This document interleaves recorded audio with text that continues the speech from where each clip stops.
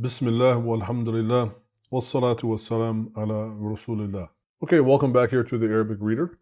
We're going to continue from our last video where we were reviewing our two kind of extra credit paragraphs, or the ones that we wanted to start moving with the capacity to read a paragraph or longer statements instead of just the practice sentences, right? So these paragraphs are kind of progressively the goal that we have in mind, to be able to keep going and being able to comprehend longer and larger texts, inshallah. So a quick overview: the things that we covered in the previous video on the paragraph dealing with the Hizbun Maghribi, right, with the Moroccan party or the Moroccan delegation, all of those things will apply to this. So that video was a little, almost like 50 minutes long. So my hope is to try to keep this one, kind of as short as possible. So I won't spend a lot of time repeating myself, but I want to cover some things that will be different in this video,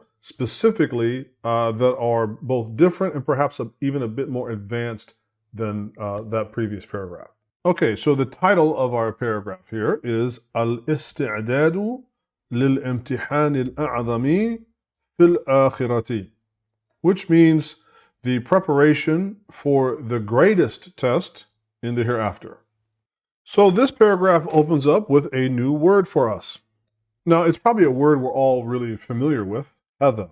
And so we have, هذا, هذه, ذلك, تلك. These words are known as ism ishara.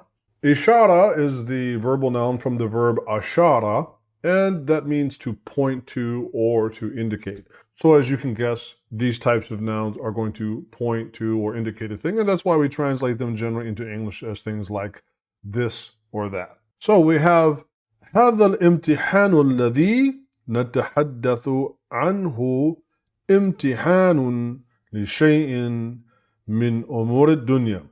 So let's begin with this first statement here in our paragraph. Now, our ism ishara is indicating a test. هذا الامتحان. And so when dealing with the ism ishara, the word that comes after is going to be marfu'. It's going to be with a dhamma, because it is going to be the fa'il. So as we said in the last video, alladhi is going to, it's the ism mawsul, it's the noun that is going to connect an actor with its action. And so therefore the next word that comes after is going to be, a verb, it's going to be a fi'l. Now this one we've been dealing a lot with before, where I think a lot of the verbs were past tense. This is a present tense verb. So natahaddathu is from the verb tahaddatha. Tahaddatha, with a shadda on the dal on the middle letter. So tahaddatha is on the form of tafa'ala. Tafa'ala. So you may be familiar with the word hadith, that has those three root letters in it, like a statement from the Prophet sallallahu alaihi wasallam. And so tahaddatha means to talk, or to discuss in particular, to talk. And one of the big things we're going to get into today is something that is called both a transitive and an intransitive verb. This is going to be known in the Arabic as the transitive verb. This is for the transitive verb, it's going to be the fi'l muta'addin. Fi'l muta'addin is transitive. And for the intransitive verb, this is going to be known as the fi'l lazim. Now, what are the differences between these? These, inshallah, are what we're going to talk about. Let's start with the second one, actually, the fi'l lazim, the intransitive verb, because actually that's what we have here up first. So in our sentence, هذا الامتحان الذي نتحدث عنه, you will notice after our verb is a particle, a harf, the harf an, right? But it also is harf jar. So we already know the rules that come with that. Anything that it governs is going to be majroor. And so anhu here is a conjunction of the harf jar an and the damir huwa. So anhu is actually an plus huwa. Huwa meaning him.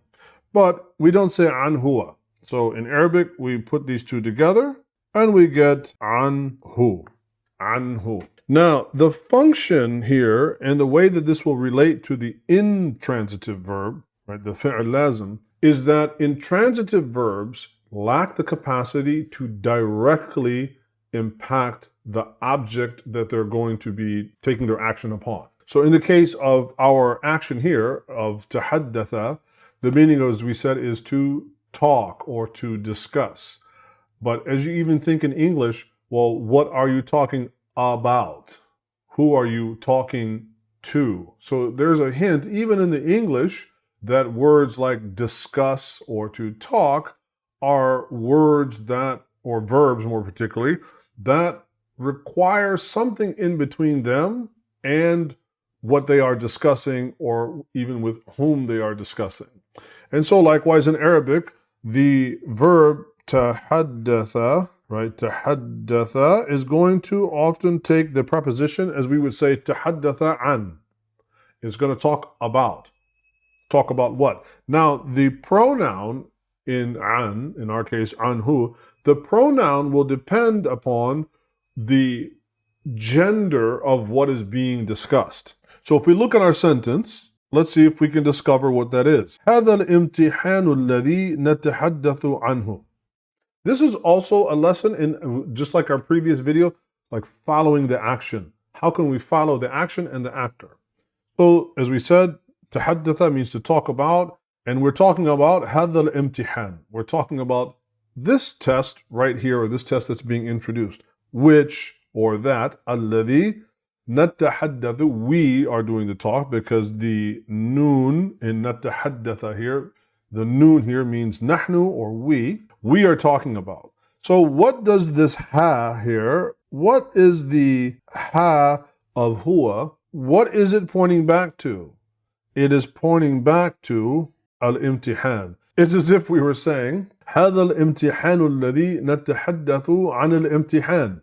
So in Arabic, there are certain styles of how we like to talk. One of them is once we have explicitly mentioned either the actor or even the object, we would prefer, unless necessary or for some other reason, to then refer to it through some type of pronoun. Now that pronoun has to match up with the actor or the object being referenced through the pronoun, through the damir, so they have to match in both their gender, and in the case of that pronoun is talking about an actual human being, it may actually, then it can also have to match in terms of their plurality. So let's say, for instance, instead of هذا المسلمون, these Muslims, هذا المسلمون الذين نتحدث عنهم. So if we were to rework it, we would say what? هذا المسلمون الذين, because now we're talking about a plurality of Muslims, a group of Muslims. نتحدث عنهم, because we need to be able to refer back to the Muslimun. That is plural. It's a sound masculine plural word, and so therefore the pronoun has to likewise match that.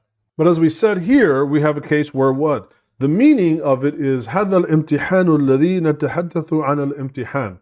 But we don't like to keep explicitly mentioning the subject or the object. In this case, actually, al-imtihan is especially the anhu, right? The anhu, and the who is referencing the imtihan. This is going to be called an indirect object. It's indirectly being impacted by the action. In this case, the action is discussing or talking. And so in Arabic, when we have a fi'l lazim, when we have an intransitive verb, and in fact, one of the signs that will help you understand is this fi'l lazim or muta'addin, is this verb intransitive or transitive, will be, is there a harf being employed in between the verb and the object. If there is a harf in between the verb and the object, then that is a sign that the verb is intransitive. Now, what's probably really going to disappoint you, because you're like, great, I've got it all figured out. There's just, transitive verbs and intransitive verbs, and therefore everything is clearly marked out, and it makes it much easier to memorize. Well, I have a little bad news for you, that some verbs can actually be both transitive and intransitive, but just depending on their use. So let's look at an example of that.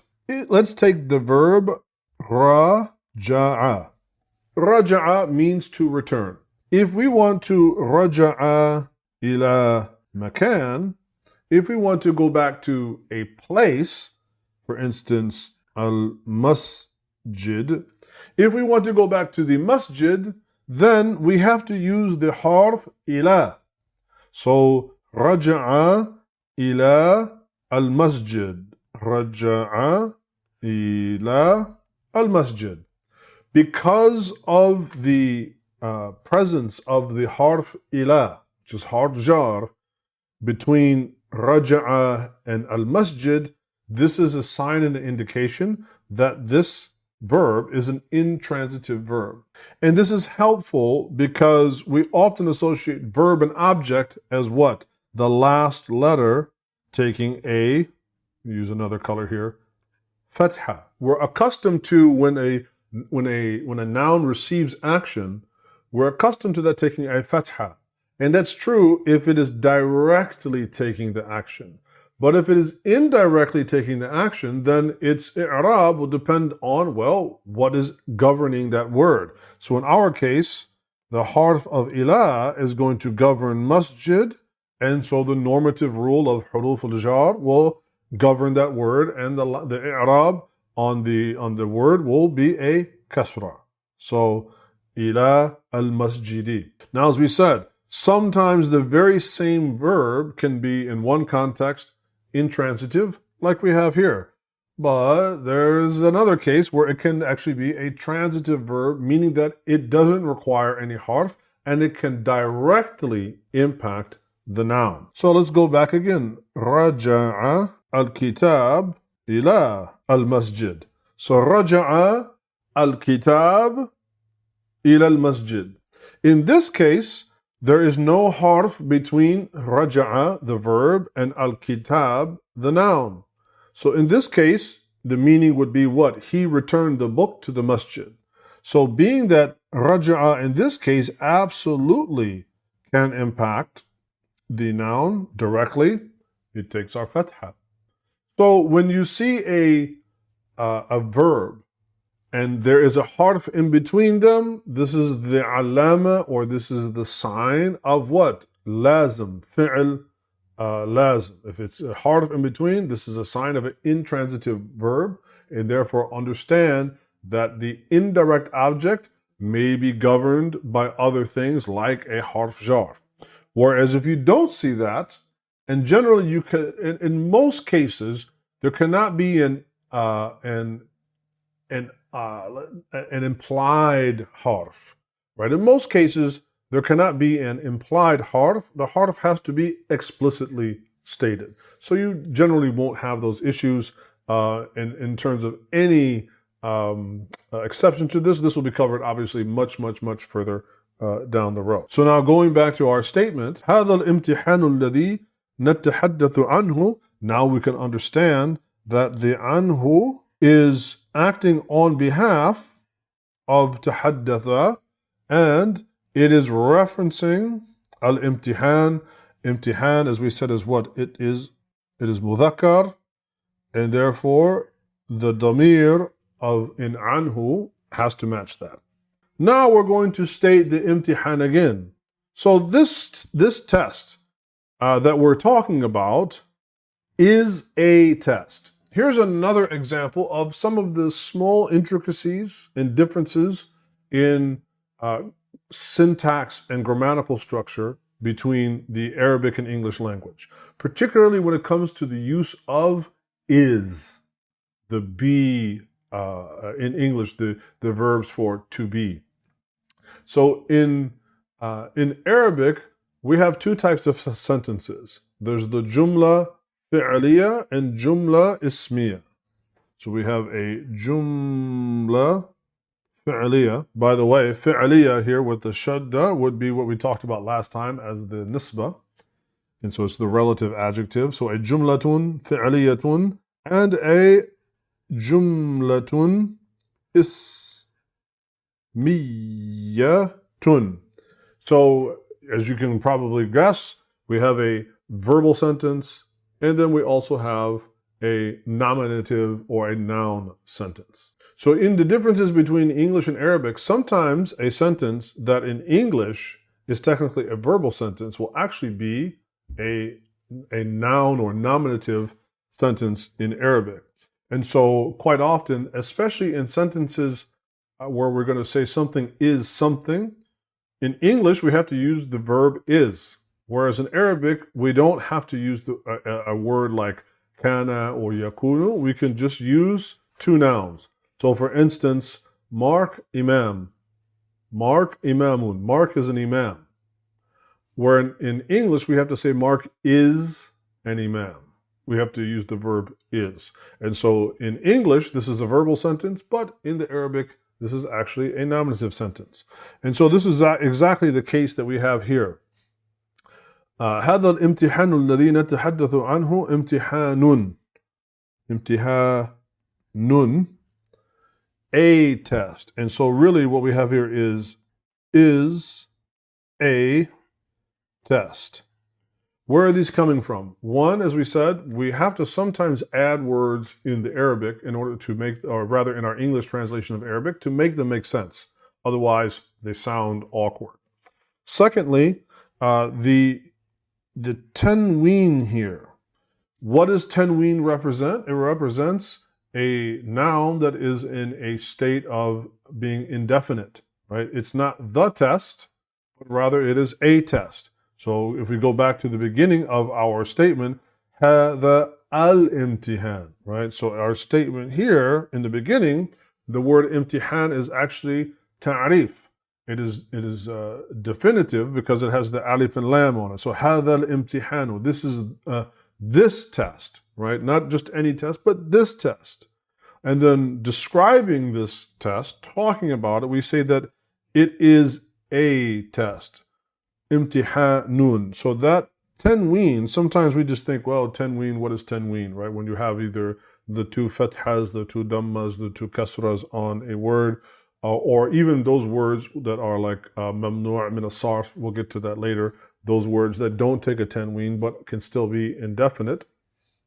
When a noun is in a state of being indefinite, then that's where we have to add the words like a or an to make them work in the English.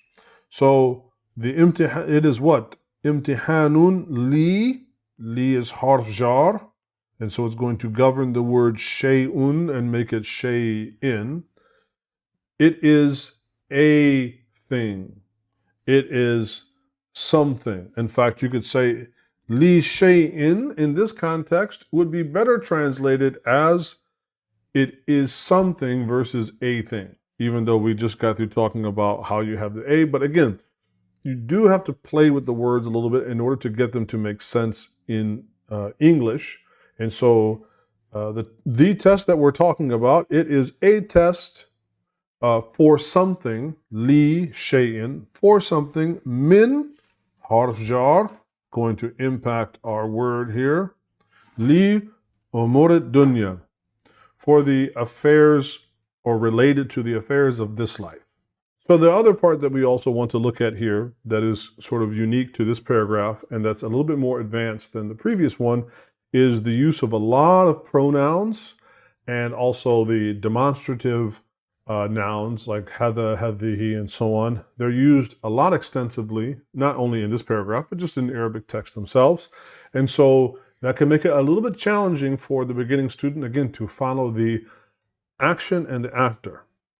So continuing, it says what? إِذَا أَخْفَقَ فِيهِ. إِذَا is what kind of word? The word إِذَا is what we would call is a harf shart, meaning it's like a conditional particle. If, then. If something happens, then something happens. If something is done, then this happens. So there's a condition with it. So إِذَا أَخْفَقَ فِيهِ الْإِنسَانُ. The meaning of أَخْفَقَ means to fail. Now, إِذَا أَخْفَقَ فِيهِ الْإِنسَانُ. So here's a good instance where following the action and the actor can be a little bit tricky. So I'm going to mark these here with pink and pink because this is the fi'l and this is the fa'il. And notice in between them is a harf jar with damir, right? In between them is a particle with a pronoun. And so this verb is acting on behalf of this actor, of this noun. So you don't always have noun and verb together, or verb and noun together. Sometimes they can be separated, and that's what can make it a little bit tricky to follow. So we said the meaning of أخفق is to fail. So the way that you can first read to understand is what إذا أخفق الإنسان هذا الامتحان. If mankind, or rather if man, right? Because insan can mean both one person and it can mean people in general. So if somebody fails, or if a human fails at that test, إذا أخفق فيه. But our real question is, what is this fihi and what is it referring to? Specifically, the damir of huwa, what is it referring to? إذا, let's shrink it up here. إذا, there's a condition, something's going to happen. If, it's like saying if or when it happens, when somebody or when a person fails or has failed because the actions in the past. إِذَا أَخْفَقَ. And here's the other thing about إِذَا and a past tense verb. We see this in the Quran. إِذَا جَاءَ نَصْرُ اللَّهِ وَالْفَتْحِ. إِذَا الشَّمْسُ كُوِّرَتْ. So stylistically, it means something that might happen in the future. The condition is set that it may happen in the future, but grammatically we use past tense verbs in our spelling. So if a person, right, if a person fails, fihi, in it, what is it? In the imtihan, right? It's going to, here, let me switch our colors so you can see. Fihi, fi what? Fi al-imtihan. So again, we don't like to keep, we're talking about, unless it's necessary, we don't want to keep repeating explicitly either our object of what we're talking about or the actor that we're talking about, unless necessary. So we've already set a precedent thus far. هذا الامتحان, this test. الذي نتحدث عنه, this test that we're talking about. امتحان, it is a test. لشيء, for something, or related to the what? Min amur ad-dunya. It's related to the affairs of the dunya. That's what the kind of test we're talking about. إذا أخفق فيه الإنسان. If a person fails at that test, إذا أخفق في هذا الامتحان. That's how you could think of it. إذا أخفق في هذا الامتحان الإنسان. If the person does it, then what? هذه المرة. It's going to be ta here on our marra. Marra means like occurrence or chance or a time, meaning this time or next time or something like that kind of way. So هذه المرة means this time, as in terms of this occurrence. So if somebody, or if a person fails هذه المرة, because the marra, or the occurrence of the time, is receiving the action of failing. So the failing takes place at that point in time, so it's going to be the direct object. Notice that there is no harf, there is the ism ishara, but that's not a harf. So our noun here of akhfaqa is going to impact هذه المرة. It's going to impact at that time. فَلَعَلَّهُ, and let's just, this part we'll go into more in class, but لَعَلَّ, like Allah says in the Quran many times, perhaps, maybe, perhaps. لَعَلَّهُ, but the part that we do want to look at is the who here, as we say, is short for huwa. Who are we talking about here? We are talking about al-insan. So it's like saying فَعَلَّ الْإِنسان, but we would prefer not to say فَعَلَّ الْإِنسان because it's longer and it's unnecessary, and that goes against just some general style principles in the Arabic language. Likewise with فِيهِ al-insan. We say what? فِي هَذَا الْإِمْتِحَانِ, but we don't want to have to keep saying هَذَا الْإِمْتِحَانُ الَّذِي نَتَحَدَّثُ عَنِ الْإِمْتِحَانِ امتحان لشيء من أمور الدنيا. Right? That'd be a very long and unnecessary sentence.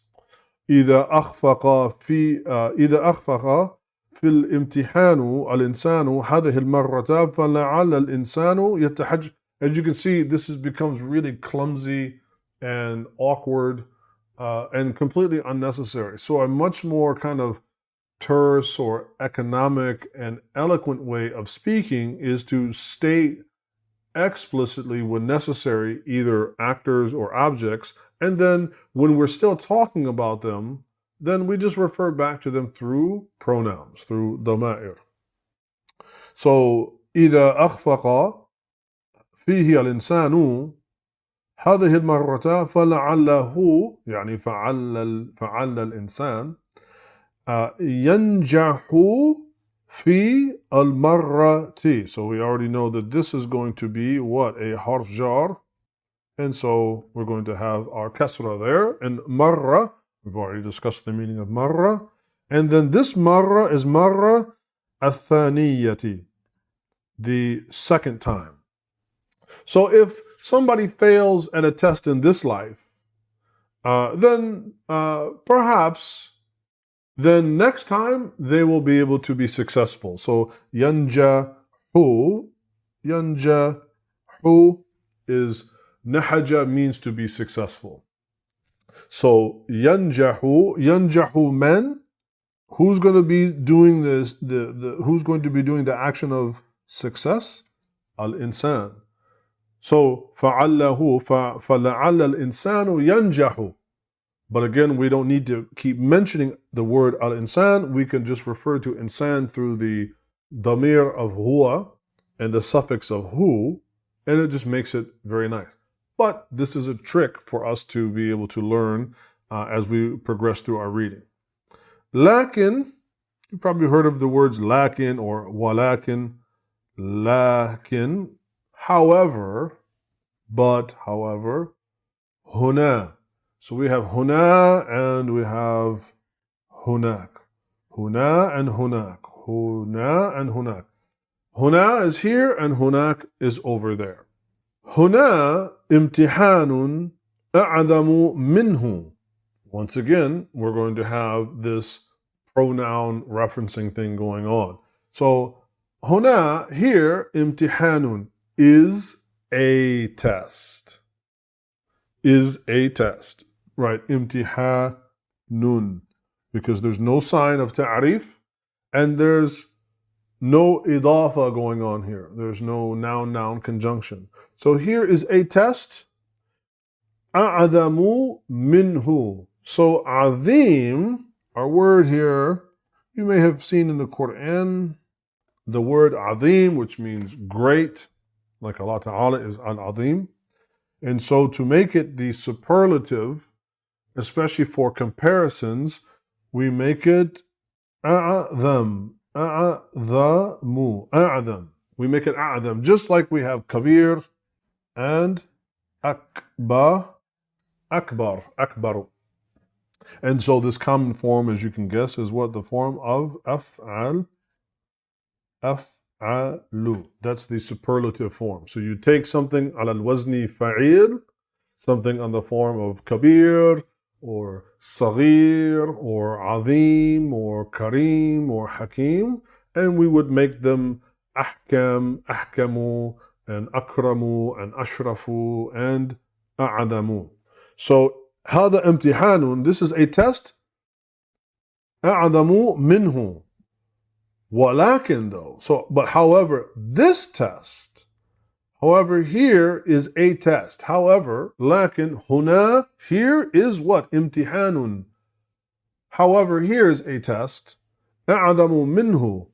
مما, greater than it, or greater minhu. Min can often be translated as from, but it's also used in comparison. So greater than, less than. So أعدم minhu. The who, though, in minhu, what is it referring to? Al-imtihan, or really is referring to the word imtihan, but not to confuse it. Actually, this is going to be referring to the imtihan that's discussed in the beginning of the imtihan of the dunya. Because now, walakin, we're changing our topic. Huna imtihanun. However, here is a test. أعدم min هذا الامتحان. However, this is a test that's greater than that test that we mentioned before. Wa, and let me clear away, we've got our spaghetti going on here. Wa ashaddu khataran. And it is also ashaddu. The word ashaddu is from shadid. Shadid.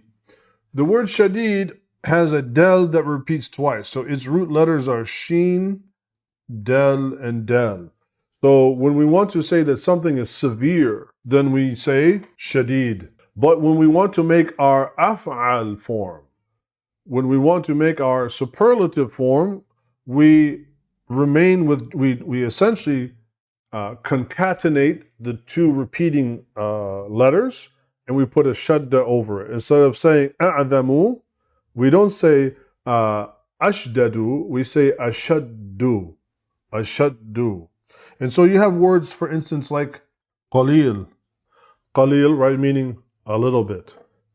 And so if we wanted to say something was less than, we wouldn't say aqlalu. We wouldn't say aqlalu, right? This would be incorrect. Instead, we would say aqallu.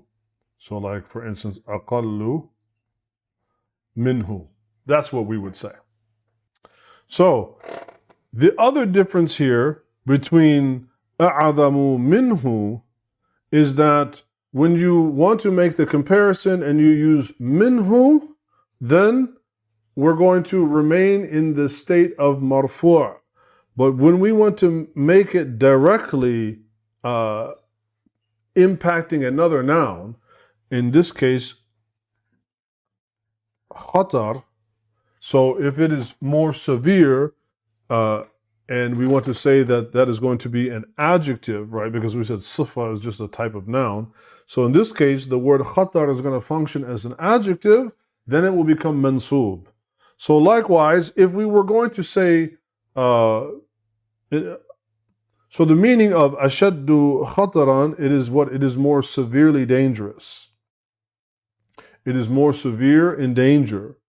Ashaddu khataran. But a'damu minhu is what? It's greater than something. So one is a comparison using the superlative, and the other is a description using the superlative. وَهُوَ امْتِحَانُ الْإِنسَانِ. We should know what this is by now. وَهَذَا الْإِمْتِحَانُ الْإِنسَانِ فِي قَبْرِهِ. The qabr is the grave. The huwa in qabrihi is referring to the qabr of insan. So it's as if you're saying وَهُوَ امْتِحَانُ الْإِنسَانِ فِي قَبْرِ الْإِنسَانِ. But that would be, again, a very kind of obtuse and cumbersome way. And so instead of saying فِي قَبْرِ الْإِنسَانِ, we say فِي قَبْرِهِ. Now we said what? We have a harf jar. we have our particle, and so it's going to impact our vowels. So the last letter in qabr, the ra, is going to be majroor, and so we change likewise into the ha of huwa into he. So when you have these combinations, particularly of huwa, like qabruhu, we have qabarahu, qabruhu, and qabrihi. Right? So the three ways that, particularly when we have the damir of huwa, we have qabarahu, qabrahu for mansub, qabaruhu, qabruhu for marfu', and qabrihi for majroor. Those are the three possibilities, depending on whether it is receiving action or being described as the subject, or it is what being possessed. So, هو امتحان الإنسان في قبره إذا. What do we say about إذا? It's typically going to follow a past tense verb. So you might say, well, I don't know what these words are, but it is coming after إذا, so it's going to be fi'l, and they're going to be fi'lun madin, they're going to be past tense.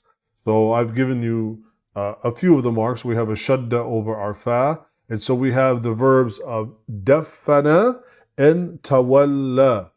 Dafana means to bury, like when somebody passes away and we bury them in the ground. That action, that verb is dafana. And tawalla is to turn away from. Notice that tawalla is followed by a harf with damir. Just like natahaddathu anhu, we have tawalla anhu. And so this means that this is what? A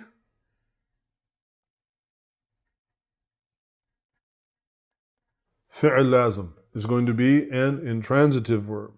And so it is going to have an indirect object. So إذا دفن, it's going to be هو امتحان الإنسان, هو امتحان الإنسان في قبره. It is a test for people or for a person. It's going to be a test in his grave. في قبره. إذا, when will this test take place? إذا دفن, when he is buried. And actually, in our case here, it's a mabni lil majhul. It's going to be in the passive voicing. So it's going to be dufina. Dufina. Instead of the traditional dafana, which means he buried, meaning like he buried someone, dufina means he was buried. So the use of was in English, right? That's where the passive voice comes in, meaning that he didn't bury himself. Somebody else buried him, but because it's in the passive voice, we don't know who did the burying. We only know who was buried. And therefore the emphasis is going to be on who received the action of burial, not who did the action, right? So either dufina, still past tense, wa tawalla anhu ashabuhu. And so this verb, and this is the verb that it is acting on, or this is the noun that it's acting on behalf of. Tawalla is acting on behalf of ashab or ashabuhu, because we're talking about the actor. So when is this test going to take place? When once that person is buried, and then their friends turn away from them. فَإِنَّهُ فَإِنَّ الْإِنسَانِ. Again, who is the who in فَإِنَّهُ? It's going to go all the way. It's going to go all the way back to al-insan. فَإِنَّهُ يعني فَإِنَّ الْإِنسَانِ يَأْتِيهِ. يَأْتِي, who is the he here? يَأْتِي al-insan. malakani. This is muthanna. Muthanna, what? The dual. So the word malak is an angel. Malakani, two angels. That's the dual. And of course, malaika is the plural, three or more. So when does this take place? Once the person is buried, وَتَوَلَّ عَنْهُ أَصْحَابُهُ, and their friends walk away from them, turn away from them. فَإِنَّهُ يعني فَإِنَّ الْإِنسَانِ يَأْتِي الْإِنسَانِ مَلَكَانِ, two angels will come to him. يَأْتِي is from ata. Ata means to come to. Then what? يَأْتِيهِ مَلَكَانِ, two angels will come to that person. فَيَسْأَلَانِهِ, dual again. Sa'ala is the verb, and so the present tense, فَيَسْأَلَانِهِ, the two angels will do the questioning. فَيَسْأَلَانِهِ, the he is what? فَيَسْأَلَانَ al-insan. فَيَسْأَلَانَ al-insan. فَيَسْأَلَانِهِ عَنْ رَبِّهِ. What is the ha here? عَنْ رَبِّ al-insan. And they will question al-insan. They will question him about what? عَنْ رَبِّهِ, يعني عَنْ رَبِّ al-insan. They will question about him, about his Lord, what about the Lord of that person. وَدِينِهِ. And so you can guess again these pronouns here. Dinihi, deen, what? An deen al-Islam. So you can guess here what the meanings will be. Wa dinihi wa an deen al-insan. Wa nabiyyihi wa an nabiy al-insan. So it's going to question about the deen of insan and the nabi of insan. But we say what? Wa dinihi wa nabiyyihi. And then he gives the verse in Surah Ibrahim, verse 14, يُثَبِّتُ اللَّهُ الَّذِينَ آمَنُوا بِالْقَوْلِ الثَّابِتِ فِي الْحَيَاةِ الدُّنْيَا وَفِي الْآخِرَةِ. And so what's the meaning here of this particular verse? Is that Allah Ta'ala will make a person thabit, He will make them firm or secure, those that have belief, بِالْقَوْلِ الثَّابِتِ, with this al-kalim al-tayyibah, or with this profound word. What is the profound word? La ilaha illallah, in which the Prophet ﷺ described, and you can look this up in the books of hadith, but when he was explaining this verse, he was saying that the meaning here is that this tathbeet, or this making firm of a person with this qawl, right? This qawl thabit, this firm word is the kalimat la ilaha illallah Muhammad Rasulullah that will take place in the grave. So the Prophet ﷺ instructed us that is when that word, that qawl thabit, that firm word, where is it? It's going to be, because he said, what fil hayat ad-dunya, that's where we say our shahada the first time is in this life. Wa fil akhirah, and we're going to say it in the grave when we're questioned. فَيَقُولُ الْمُؤْمِنُ, so the mu'min says what? رَبِّي اللَّهُ, my Lord is Allah. وَدِينِي الْإِسْلَامُ, and my deen is Islam, and وَنَبِيِّي Muhammad sallallahu alayhi wa sallam, and my Nabi is Muhammad.